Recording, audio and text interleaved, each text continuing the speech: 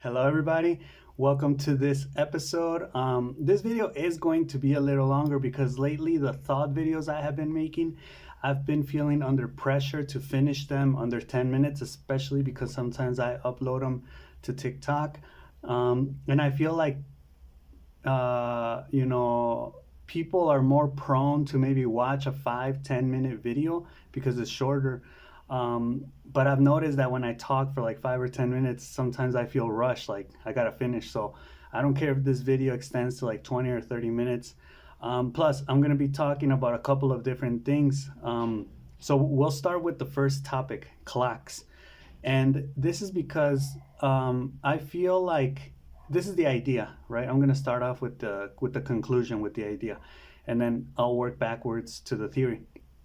So the conclusion is that if you have a clock in your house, you're prone to be more on time. If you don't have a clock in your house, you're prone to be late to places, right? And okay, this is because in Mexico, for example, it's very common or it's very known that people are late, right? It's like a thing. Like people are late for numerous reasons because something came up, because they had a family emergency, because of traffic, right? Like Mexico is very colonial, I think, kind of like Europe. So the streets are like very narrow. So like it's kind of like New York, I guess. There's like massive traffic jams all the time.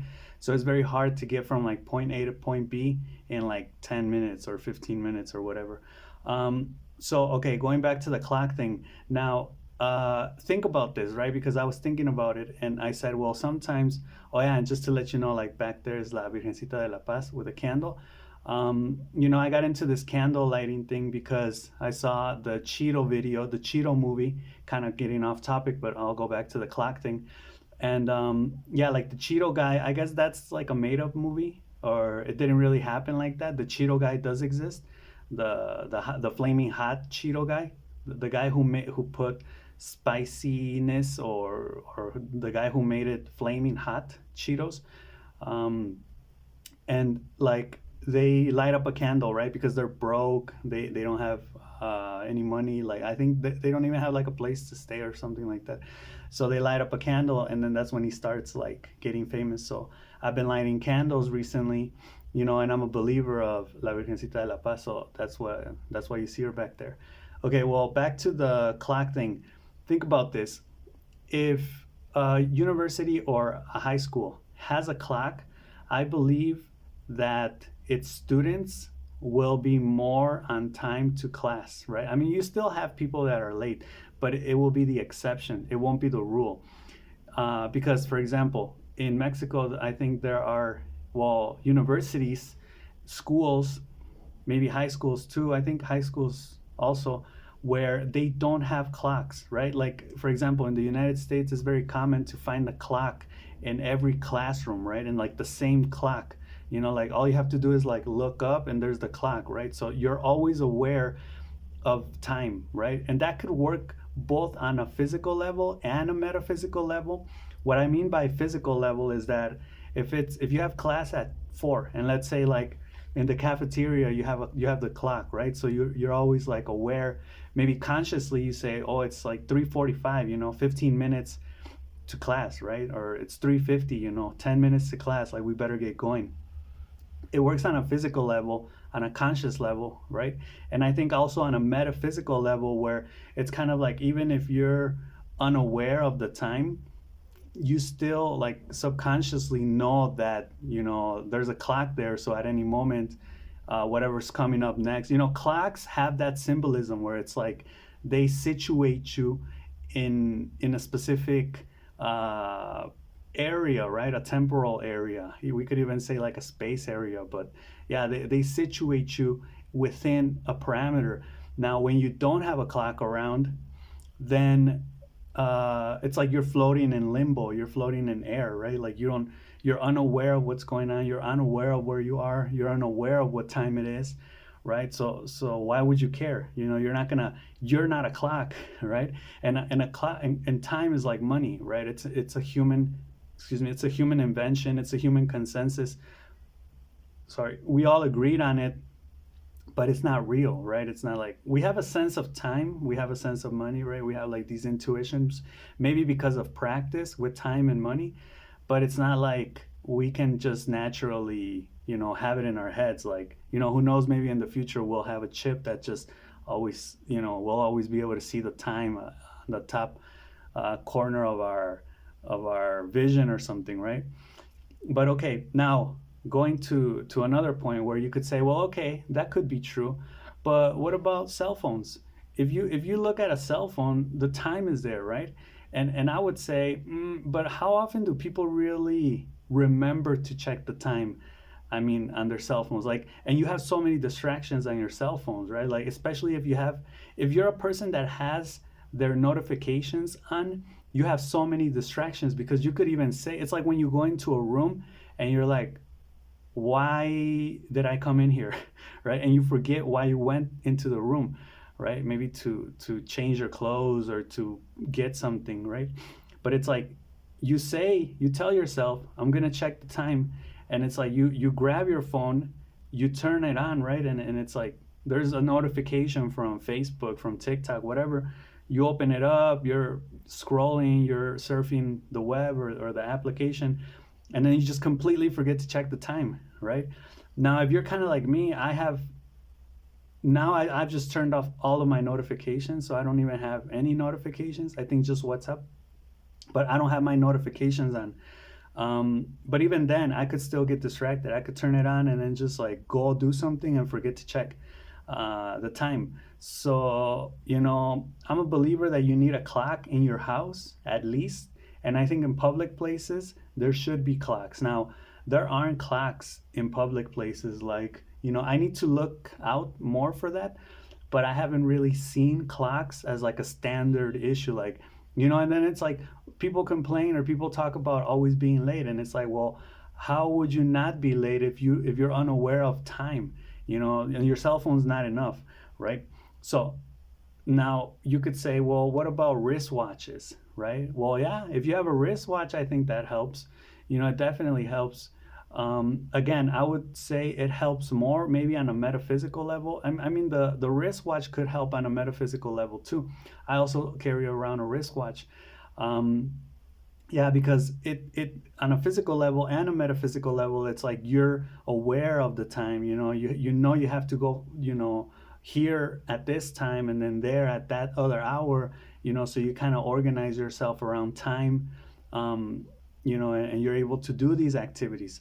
Now, what about eye watches, right? And I would say eye watches, it's probably the same thing as cell phones. Eye watches, like, the iPhone watch or wristwatch or whatever, I think they're kind of interesting because I think that's technology that may have believed it was going to take off, but it actually, I'm going to get into that whole technology thing in a moment, but I think it's technology that didn't really take off, right? I think people aren't really digging the whole wristwatch thing.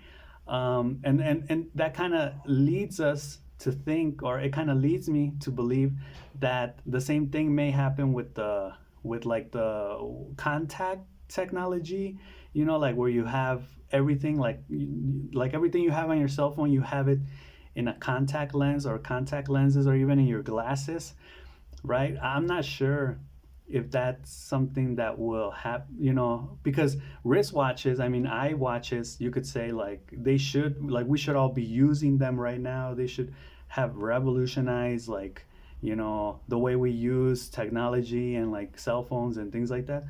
But they really haven't. People still use cell phones. Um, okay, now in regards to time, yeah, I've spoken about. So yeah, my question is like, do you have a clock in your house? Do you see clocks on on the walls of places that you go to, like your school, your job, right? I think in companies like businesses, like factories, they probably do have clocks because you need to be aware of it, right? But I think schools should also have them. In your house, you should have one in your living room, in your kitchen, if possible, even in your bedroom, right? Now you could say, nah, I don't really want to have one in my bedroom because that's where I want to like just relax and forget about, order and just kind of like, relax and enjoy whatever I'm doing in my bedroom, and I would say fine. But I also think it kind of is necessary, because like, let's say you're just relaxing and you have to do something, you're unaware of the time because your cell phone's not there on the wall. You can't just like look up and it's there. You have to like move and turn it on physically with your I mean, you have to move your eyeballs physically when you look on top of the wall, like above the TV or whatever. But that's less activity than when you have to, grab your phone. And again, you could get sidetracked because of all the other distractions on your phone. And the last thing I want to talk about that is alarm clocks. And I think these are like the old school alarm clocks, like the little boxes that maybe like our parents used to have in their bedrooms, like on top of their little side or night table. And these were the clocks that would have the like the red numbers, right? Like 3:30, and then the alarm would go off at like 6, 7 in the morning or whatever. And those work also, I believe. So it could be, I think they call it an analog, and there's a name for the round clock that is on the wall, and there's a name for the clock that has the actual numbers, right? That has like the red numbers, and it's like kind of it's used as an alarm clock, kind of. So yeah, what do you think of that? Here it says late. Yeah. So you're late if you don't have any metaphysical or physical representations of time, like I just mentioned, and that would kind of go back to the idea of, what is the difference between like a culture that is known for being tardy and late, which I think is just, I think people think it's funny, and for me it's just obnoxious. It's annoying. It's kind of like, like get your shit together. Like, just buy a clock. Now the other thing about having a clock is that I think many people do have a clock, and I've actually seen clocks in different places where they're just stuck on an hour, right? Like an hour and a minute, because you need to change the battery, right, of the clock. And if you don't change the battery, then it's like not even having a clock, right? It's just there, but it's not giving you an accurate representation of the time, right? So that also happens. So it's like you need to have maintenance with that clock, right?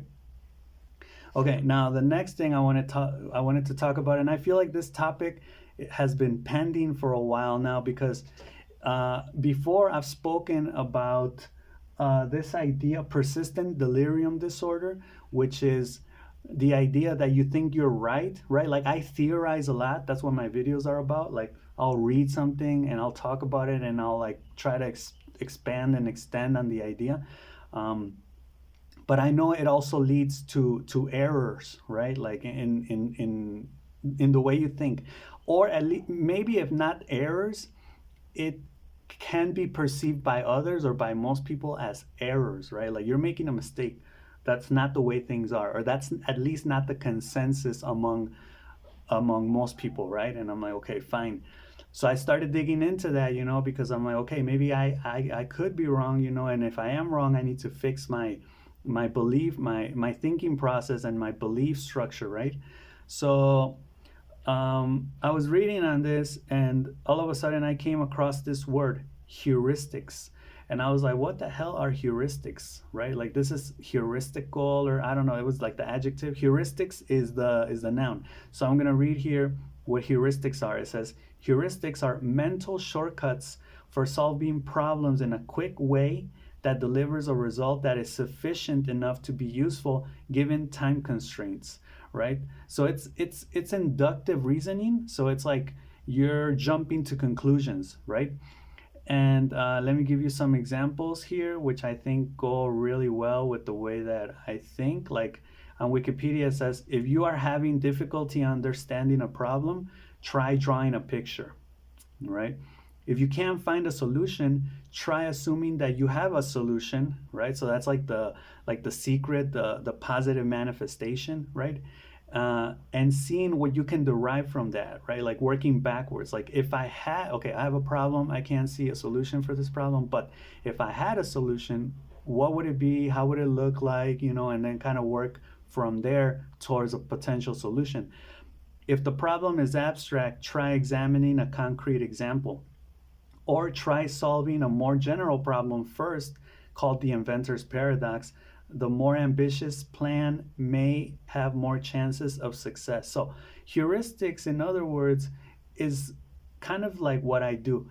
It's jumping to conclusions because maybe you don't have all the facts. And I'm a person that kind of I mean, I like to chew on ideas and reflect and ponder, but as soon as I think I have like basically the general fundamentals down, or the basics, like I'll just express it, right? Or I'll test it out with people, right? Like in dialogue, like, what do you think of this? And sometimes, most of the time, I get knocked down, right? People will say, no, you're wrong because of this, or it can't really be that way. And that's fine, because that will help me develop the ideas further. But I think I do this. I think I do a lot of heuristics, and it's like this fight between, a lot of people will call my way of thinking, or the ideas that I have, like pseudoscience, or fake science, or like, esoteric teachings, or like spiritual notions, or like philosophy, psychology. Like, people will make fun of these ideas because they think they aren't, like, if you face philosophy, like the study of philosophy, versus like biology or physics, or any of the other hard sciences, philosophy always has that like inferiority complex, where it's like you need to prove that philosophy is also valuable or worth something, right? Because it's like most people will disregard like philosophy, or all that type of nonsense. They'll say like that's just mumbo jumbo, psycho mumbo jumbo. Like, that's not, and most of these people are like hard hitters. They're like, talk to me about money, talk to me about how I can be more productive in my business, or things like that. And it's like that perspective, because some people will say, yeah, all that crap doesn't exist, right? And then I was thinking today, like, maybe what I would like to say to those people then is like, can you rigorously prove me wrong? Like, there are, and I've already said it many times, that I think science is the new God, right? And real scientists are full of doubts. Real scientists don't even know what the hell is going on, right? And then you have like the people, like the community, which are like these people that think they got it all figured out with facts and data and evidence, and they're like, yeah, this happens, like global warming is real because the statistics and the data. And they do this with like anything, right? They'll say like, yeah, you're wrong because of this and that and the data, you know and it's like these other types of art or sciences get discarded, right? That's basically like the problem there. And heuristics is a part of it. So heuristics is a way of trying to basically have an answer for a question, right? And it's usually done quickly. So then there's another idea which goes a little bit like this. If you uh, if you differentiate the conscious mind from the unconscious mind, which one perceives things faster?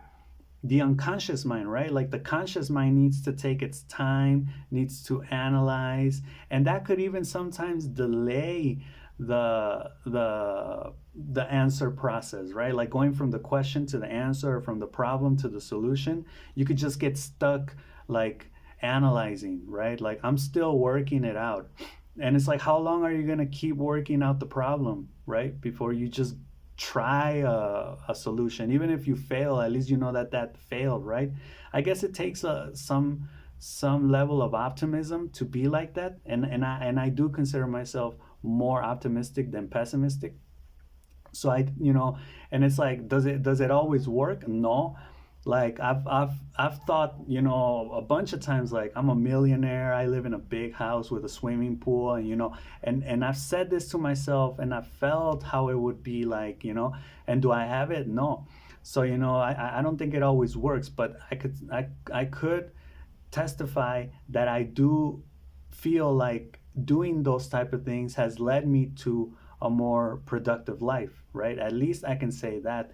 And I would say that it's thanks in part to my positive way of thinking about life, right? It's like shoot for the moon to land on top of the hill, right? They say something like that in Spanish, like, yeah, shoot for the stars so you can land on top of the hill. I think I've said that before. I don't know, maybe I've made so far so many videos, excuse me, that I think, it's like some things that I'm saying, I could potentially be repeating them.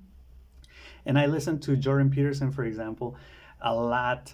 And, I've heard him, like, just recently, I heard him tell the story again of, what was the story? I forget this story, but he's he tells like some things, like repeatedly, right, throughout different conversations with people. I don't remember right now, but I think it had something to do with him when he was younger in university. Yeah, if I remember in a moment, I'll let you guys know what it was. But I don't want to, I feel like if you're listening to someone for the first time, that could be good. So maybe repeating yourself isn't all that bad if you tolerate it, and if people that listen to you constantly like tolerate it, and then maybe you can even put a twist to it, and it could mean like a pearl of wisdom for somebody, right? Which is, the intention is always good.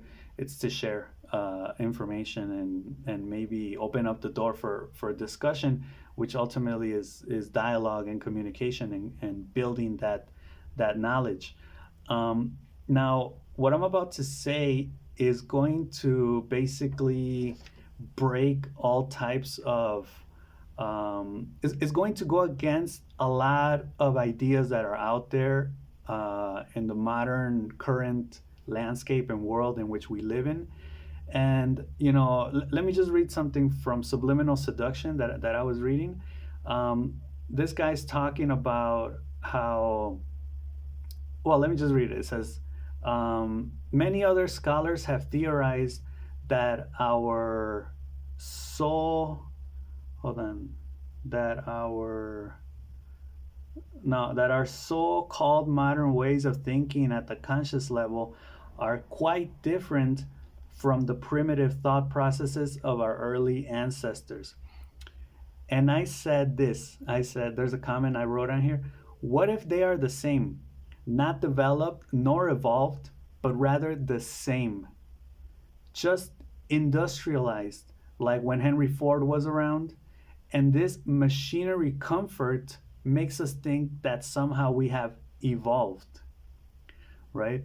Now, what I'm trying to say here, and then he goes on to say these differences, which are the modern ways of thinking, right, at a conscious level, these differences primarily consist of consciously derived information, including technologies, education or training, and complex systems of socialization. And I say, whoa, complex systems of socialization? You're saying that our ancestors didn't have complex systems of socialization? Are you kidding? Like, no. And I'm gonna kind of like dig my heels into this idea just to see where it takes me, even though I may be wrong. But I'm gonna try to argue that we're not different from our ancestors. We're still the same primitive animals, emotional, irrational. The only thing that has changed is that, like I say here, we have become industrialized in the sense that, things that we used to have to do for ourselves, we can now get like a machine, a robot, a computer, a laptop, a cell phone, pay somebody else, like we have created systems, social systems, where we help each other do these type of things, and that has given us a certain level of comfort, right? We do live, I'm not going to deny that, we do live more comfortably than our ancestors, of course. Our ancestors, what a brutal life. right? They had to, like, for example, if they were farmers, they had to wake up like with the sun and go to sleep with the sun. They had to be out there with the animals, picking up poo. Like, I can't even imagine the type of things that they had to deal with, diseases. There weren't ways to make your life comfortable, like like I believe they were really, they probably went through hardships with the weather, with natural disasters, with diseases, with hunger, and just like the overall comfort of life. Like, they didn't have, a nice comfortable TV with a blanket and you could watch TV like all day or whatever and just relax and order Uber Eats and, eat your pizza and shop online and get the packages delivered to your house, whether they're books, clothes, whatever you want. No, like you had to work, and those things weren't even available. So I think that has changed. But as far as the human nature, the human essence, the human consciousness and unconsciousness, nah, it hasn't changed. We're still the same beasts, right?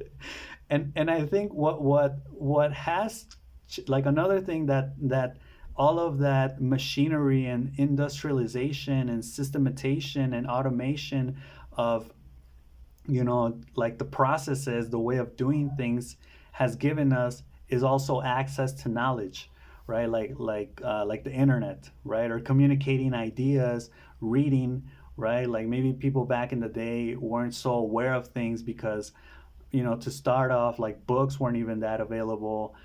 Obviously there was no internet, right? Nowadays, if you have a question, especially with Chat GPT, which is like an awesome development, I think. But again, it's the same thing. It's just faster access to information, right? You ask Chat GPT, like, why did, like, just recently I asked ChatGPT, like, because I finished the documentary on PBS, Frontline, America's Great Divide, with from Obama to Trump. Great documentary, especially the second part just had me like hooked.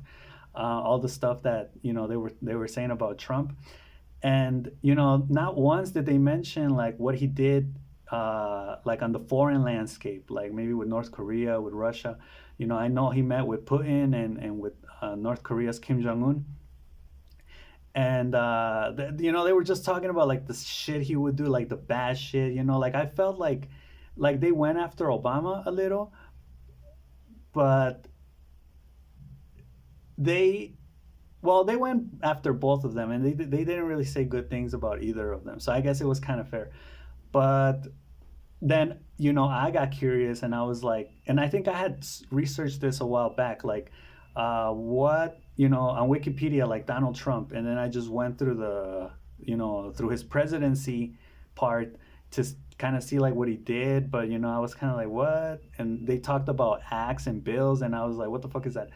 So then I asked ChatGPT, right? I was like, ChatGPT, what did Donald Trump do, both good and bad, on the foreign and the domestic fronts? And ChatGPT was just like, here you go, boom, like, list of good domestic things, bad domestic things, list of good foreign things and bad foreign things. And I was kind of like, I didn't know that the Abraham Accords were, part of his administration. And I'm like, well, that's an attempt to try to establish peace in the Middle East, which is quite impossible to do.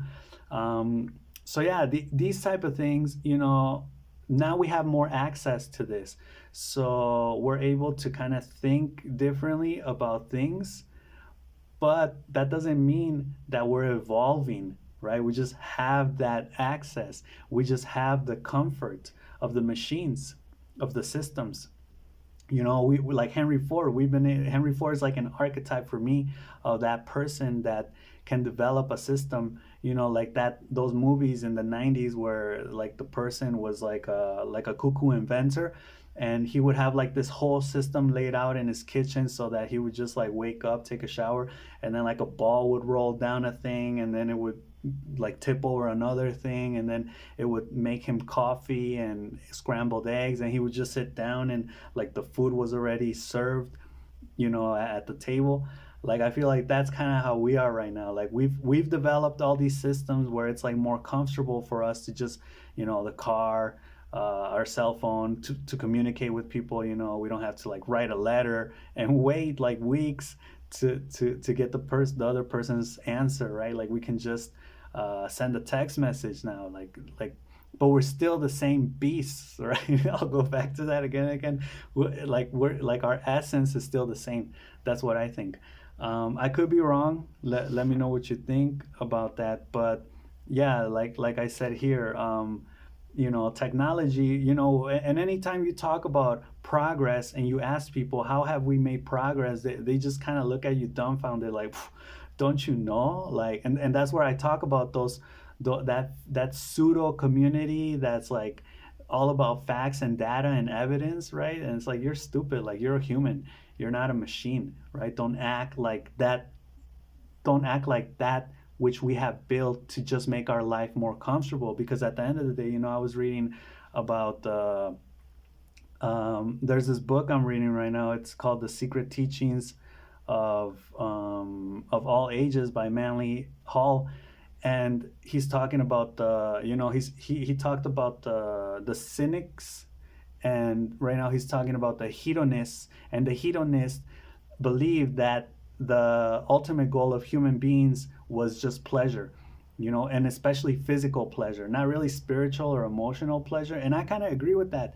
It's very practical. It's very honest. I think very genuine, because a lot of people will pretend to be like, oh yeah, like the material world, especially with the minimalist mentality. They'll say like, yeah, it's not about what you have in this world. It's not about the money or the material life. It's about the spiritual life and about being okay with yourself and being at peace. And I think that's important.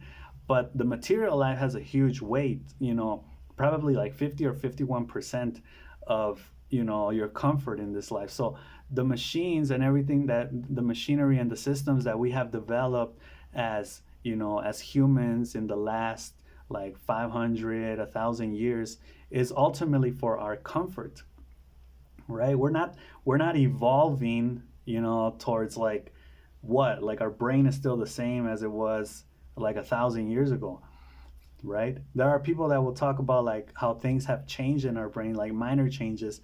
But if you talk about evolution, which is a theory, if you say let's go with the evolution theory and let's talk about how we came from monkeys and we developed, that took like a long time. That took a lot of years, right? That wasn't done in 50 years, right? Or 80 years or 100 years, right? That took like millions of years.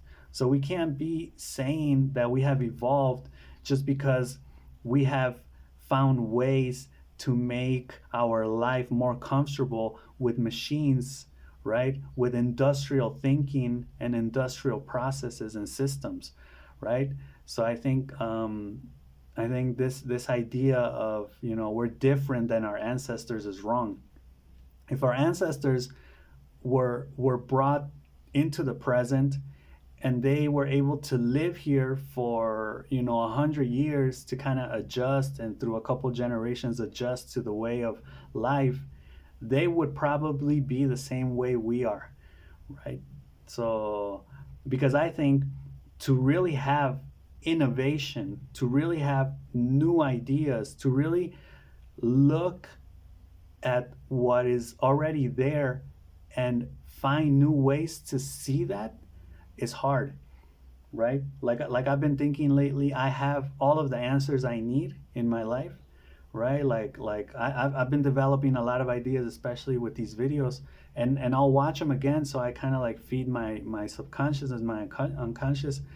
But lately I've been having that like sensation or that feeling that I'm on the brink of just stepping into the light and just being like I'm gonna be, and it may sound crazy or whatever, but that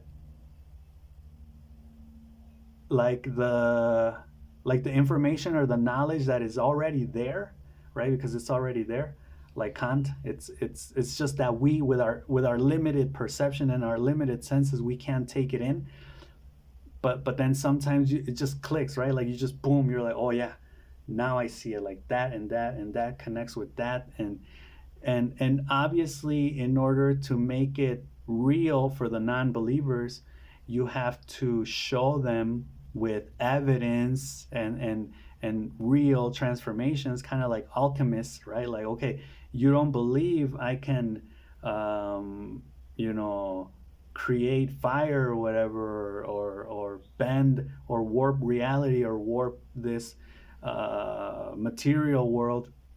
I'll show you, right? And then that's when people will be like, "Oh yeah, now I believe you," But I'm not saying that I'll get to that, but just revelations, not revel. I don't know how to call them, like epiphany moments, or yeah, where you just see, like, it's kind of like when you go to the psychologist, and the psychologist or another, you tell a person your problem, and the person's like, yeah, it's so obvious, is this, right? This leads to this and that, and for you, all of those things are unrelated, right? Like, that's over there and that's over there, and that's my family life and that's my job, and you don't see the connections. But for the psychologist, it's kind of like, yeah, it's this because of this. And a friend will tell you that, and a bad psychologist will just bluntly say, you don't see that this is because of this and this and this and this, but you're not going to see it, you're not going to understand it, right? So the psychologist, a good psychologist, will guide you towards you discovering that on your own. You have to discover it on your own for it to make sense, right? For you. If someone tells you, it's going to be the same as if someone shows you, or if you're not going to see it, because it's so like hidden, it's so complicated and layered that you have to go through certain steps, right? It has an order of revealing itself. It's like if someone tells a kid, like, heuretics, or this, yeah, heuristic ideas or inductive reasoning, the kid's just gonna be like, yeah, cool, I'll just go back to playing. Like, you need to develop those ideas. You need to develop previous ideas in order to eventually get to those more advanced ideas, right? So I think that's the only thing we can hope for as a civilization mentally, and then to maybe through that mental process, continue to make our life more comfortable, right? Because it's like, what are we doing? Are we going to space or to the moon, or eventually are we gonna reach up to heaven and touch God, like, or over or defeat death, become immortal? That'd be kind of cool. But what would be like, it's like that heuristic planning. Like, if humanity could be the best it could be, what would it do? What would it be like? Oh, well, flying cars, and it's like some people would probably say that, like, reaching God, becoming immortal, never dying, never becoming sick, which I think are great things. But you see how limited we are. Like, we'll only think about those things, and we don't go beyond that, because we can't, because we're limited in our senses, in our perception, in our primitive way of still seeing things, right? But I think there's hope for us. I mean, we just have to develop, and like I said, there are like certain intangible, very abstract and complex steps that we have to go through to eventually get to that illumination, right? Excuse me. And that illumination is not just like one illumination, and it's like, I understand everything now. It's like, no, you're gonna have many of those epiphanies, right? Where it's like, oh yeah, now I get it. Next. And then it's like another work in process, right? That's why I think people that talk about like unity, and just kind of like throw out these generic terms, like, oh yeah, well, it's like, what's the point of human evolution? To love one another, you know or the point is love, peace, to be one with the creator. Or I mean, that sounds pretty cool, but it's like, like those people that say, we are all one with God, or we are inside of God's mind, or it's like, and I'm not saying those ideas are like bad. If you can, my problem with those ideas is they're generic. and people will just say that and only that. But if you can say that and like develop the idea and explain to me why that is, like work backwards and show me your reasoning, that's cool, you know, like that's food for thought. That feeds me, that feeds my soul, right? But if you're just gonna say that to kind of like finish the conversation, all right, like we're like the objective is love, okay, what are you having for dinner tonight, you know, and change the topic, it's like nah, like get out of here, you know, you're not even made for this type of stuff. So that's all I got for this video. It was kind of long because I had a lot of stuff I wanted to say. But yeah, I just touched on those three things: clocks, heuristics, and we are the same as our ancestors. So let me know what you guys think, and I'll see you in the next video. All right, peace.